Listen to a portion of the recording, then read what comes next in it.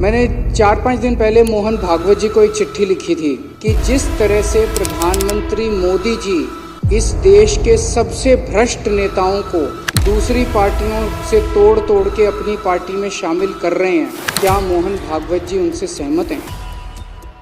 27 जून 2023 को प्रधानमंत्री जी ने कहा कि अजीत पवार पे 70,000 करोड़ रुपए के घोटाले का आरोप है, हम इनको जेल भेजेंगे। और 5 दिन के बाद 2 जुलाई को उनको अपनी सरकार में शामिल करके उनको उप मुख्यमंत्री बना दिया।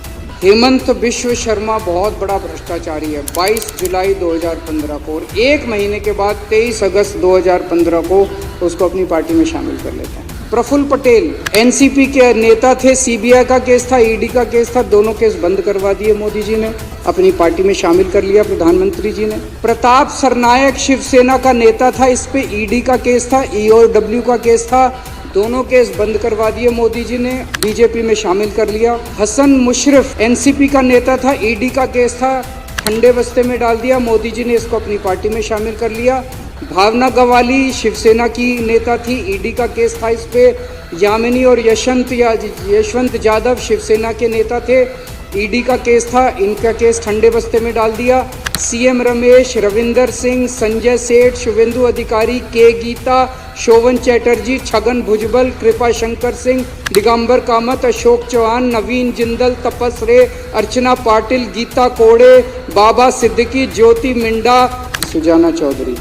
ये जीरो टॉलरेंस है। शर्म नहीं आती लाल किले के ऊपर खड़े होकर पूरे देश को बेवकूफ बनाते हैं, कहते हैं ईमानदार हैं, भ्रष्टाचार के खिलाफ लड़ाई लड़ रहे। ये 25 नगीने हैं। वो पहले नवरत्न होते थे अकबर के जमाने में, अब ये 25 रत्न है। मैं पूछना चाहता हूँ सारे आरएसएस के कार्यकर्ताओं से, मैं पूछना चाहता हूँ सारे बीजेपी के नेताओं से कि कैसे आप लोग अपनी गली, अपने मोहल्ले के अंदर जाते हो। इसके अलावा इन्होंने कई सरकारों की चोरियां की। उत्तराखंड में मार्च 2016 में इन्होंने 9 कांग्रेस के एमएलए तोड़ के और हरीश रावत की सरकार गिराई। 2016 में अरुणाचल प्रदेश में 33 पीपीए के 43 में से 33 एमएलए तोड़ के वहां पे सरकार गिरा दी। गोवा में जुलाई 2019 में इनको बहुमत नहीं मिला, मार्च 2017 के रिजल्ट्स में नतीजन इन्होंने 12 कांग्रेस के एमएलए तोड़ के सरकार बना ली। कर्नाटक में 2019 में इनको बहुमत नहीं मिला, इन्होंने 17 कांग्रेस के और जेडीएस के एमएलए तोड़ के सरकार बना ली। मध्य प्रदेश में 2020 में इनको बहुमत नहीं मिला और इन्होंने 22 एमएलए तोड़ के, ये बहुत सारे केस हैं, 10 सरकारें तोड़ के इन्होंने सरकार बना ली। और आज इन्होंने एमसीडी के ऊपर गलत तरीके से कब्जा कर लिया, एमसीडी की चोरी कर लिया आज इन लोगों ने। कानून के अंदर दिल्ली नगर निगम के कानून में लिखा है कि जो सदन है, सदन की अध्यक्षता मेयर करेगी। एलजी ने कानून आज ऑर्डर पास कर दिया कि अब अध्यक्षता एडिशनल कमिश्नर करेगा। इन लोगों ने हर कॉलोनी में कुछ पेड एम्प्लॉयज रखे हैं, वो पेड एम्प्लॉयज घर घर जा रहे हैं, उनसे पूछ रहे हैं आप किस पार्टी को वोट देते हो जी, किस पार्टी के हो। अगर कोई गलती से कह दे आम आदमी पार्टी का हो तो उसका वोट कटवा देंगे। तो एक तो मैं दिल्ली की जनता को कहना चाहता हूँ कि रोज इलेक्शन कमीशन की वेबसाइट पे जाके अपना वोट चेक कर लेना कि वोट कटवा तो नहीं दिया किसी ने।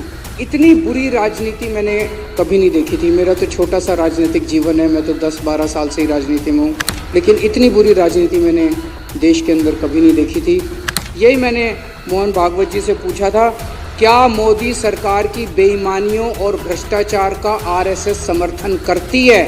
अगर नहीं करती है तो मोहन भागवत जी की जिम्मेदारी बनती है कि खुले शब्दों में, सख्त शब्दों के अंदर पूरे देश के सामने वो ये कहें कि मोदी जी जो सरकार चला रहे हैं वो सरकार बेईमान है, वो सरकार भ्रष्टाचारी है और वो इसका समर्थन नहीं करते। ये मोहन भागवत जी की जिम्मेदारी है कि पूरे देश के अंदर वो ये स्टेटमेंट दें।